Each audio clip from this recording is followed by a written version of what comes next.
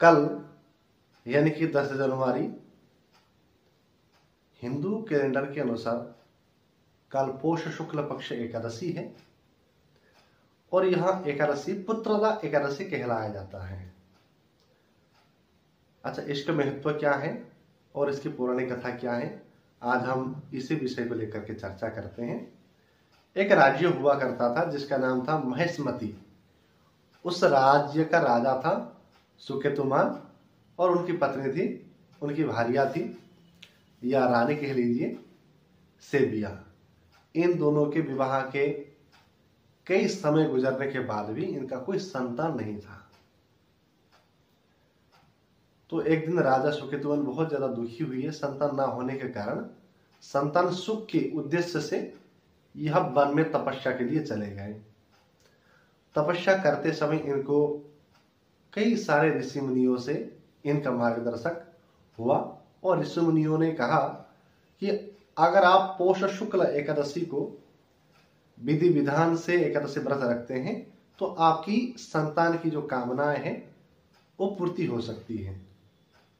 जब ऋषि मुनियों से मार्गदर्शन प्राप्त हुआ तब यह अपने राज्य लौट आए और आकर के अपने पत्नी से कहा कि पोष शुक्ल एकादशी को अगर हम लोग व्रत करते विधि विधान से तो जो हमारे कामनाएं हैं, राज्य चलाने की जो हम लोग के मन में दुविधा है वो पूर्ति हो सकती है। तो पोष शुक्ल जब एकादशी आई तो दोनों ने विधि विधान से एकादशी का व्रत लिया, व्रत पारण किया। फिर अंतकाल में समय अनुसार इनको एक दिव्य पुत्र की प्राप्ति हुई जो आगे चल करके महेशमती साम्राज्य को संभालने में सक्षम हुए और दोनों सुखी सुखी और अपने दाम्पत्य जीवन को त्याग करके वानप्रस्थ की ओर उसी पुत्र को सौंप करके वन में चले गए थे। तो इसीलिए भी इस तिथि को पुत्रदा एकादशी कहते हैं। कई लोग इसे मोक्षदा एकादशी भी कहते हैं। अगर आप विष्णु जी के मंदिर के बारे में विशेष करके साउथ में तो इसे वैकुंठ एकादशी के रूप से मनाया जाता है।